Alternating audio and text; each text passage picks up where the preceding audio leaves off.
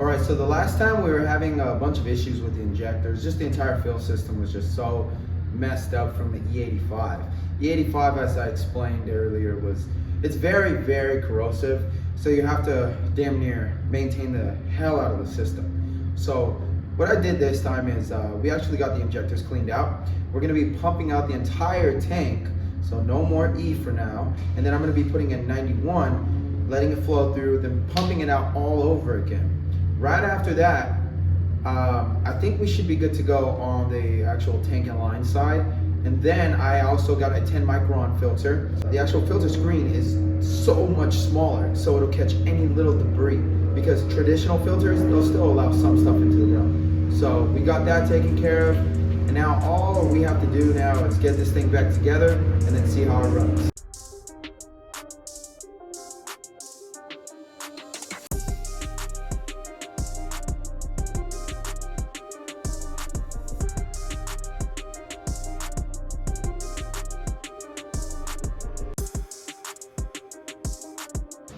So now that the E85 has been completely pumped out, we're going to be adding some 91, pumping that out, and then we should be good to go with that.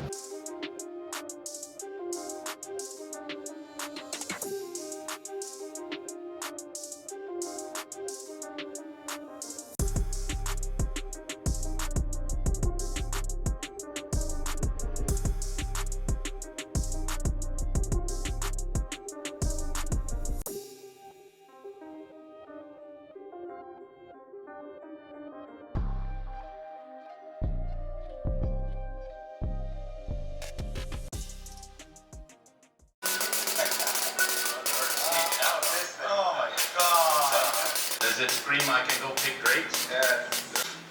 This is the homie from It's Garage Life. Best rotary guy in the world. Oh, That's rotary side right there.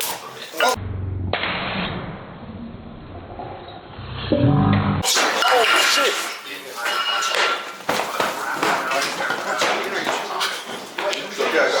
You got a partner? They're not going to stop. They're full of it. So when you're sitting in the driver's seat, you already feel like you're in an aircraft in a time. We got it. We had a little bit of a predicament, nothing big. So we had so much brake cleaner on the rag, and I'm sitting here obviously making sparks. We've been doing it for a while now. Didn't really have an issue, but I guess those rags were so saturated with brake cleaner that just that one little spark caused the fire. Injector's fine, everything's good, we're all safe. The homie from It's Garage Life, he's actually a firefighter. He tried to grab the rag to move it out. He's so nonchalant with it. He's like so used to big old giant forest fires, so that was nothing to him. Even though we felt like the little rascals when that house burned down type of scene. Yeah. Everyone running everywhere. But yeah, we got it out. Made a little bit of a mess. That's all cleaned up now. So we're gonna go back to cleaning the rest of the injectors. Yeah! What the fuck? It's cool. No, I don't even want to go through all that bullshit. I'm bad luck. You're not bad luck.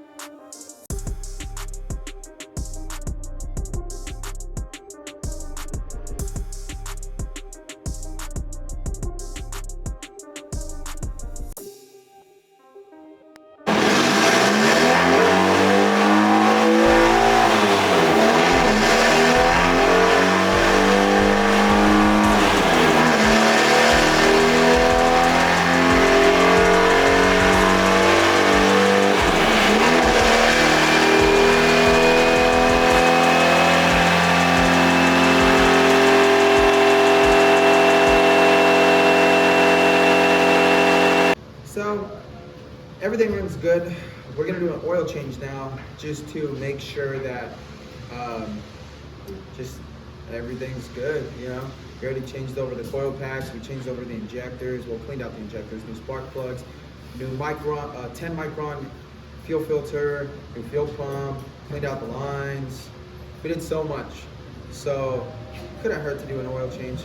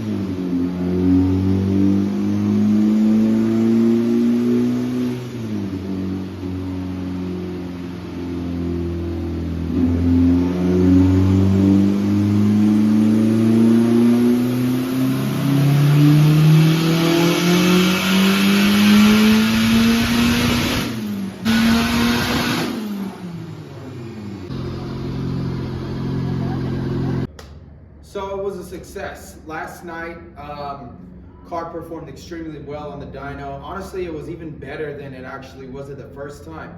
So I think from the entire beginning, we were having some fuel issues. Car performs great. Drivability is fucking amazing. It feels so fucking good. And the best part about it, sorry, I was so tired last night, I didn't really get to film that part. But we made 503 at 22 PSI. Keep in mind, stock block SR20, alpha built head package, which consists of BC 272 cams, titanium valve springs and retainers, OEM lifters, rocker shim double mod, 3-angle valve job intake, 5-angle exhaust, rocker arm stoppers on it, ported the head, I ported the manifold, ported the throttle body, bored it out even more to 3-inch. Usually it's like 2.75. That motor breathes insane. And again, stock block. A lot of people want to build the SR20s and make 500 horsepower, right? You do sleeves and then forged rods and pistons like everyone wants to do, but then they still want 500. There's no point to that.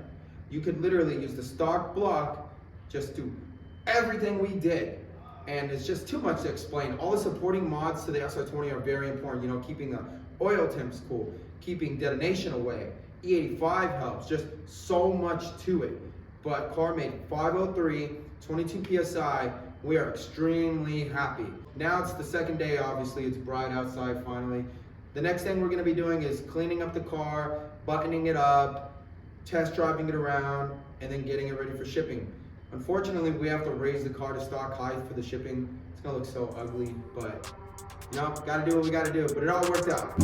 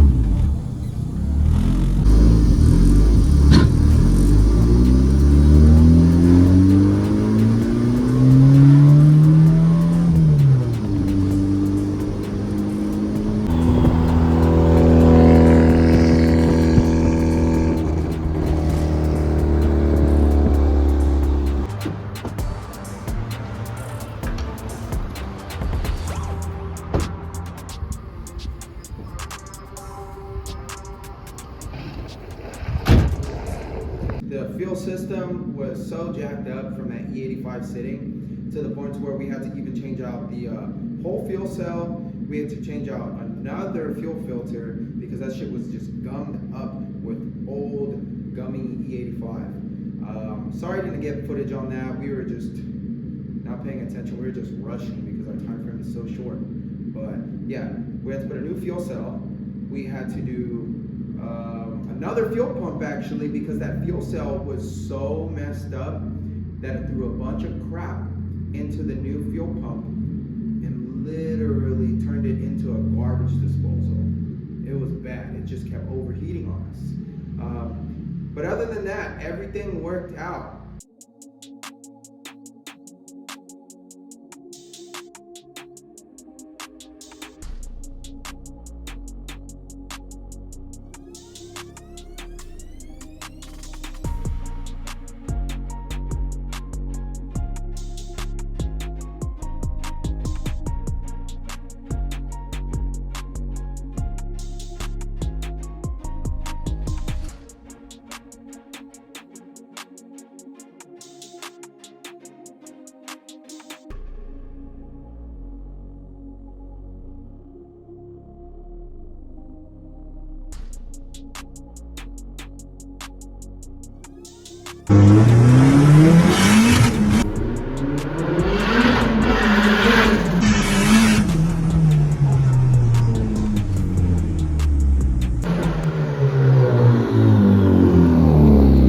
Today was a complete success.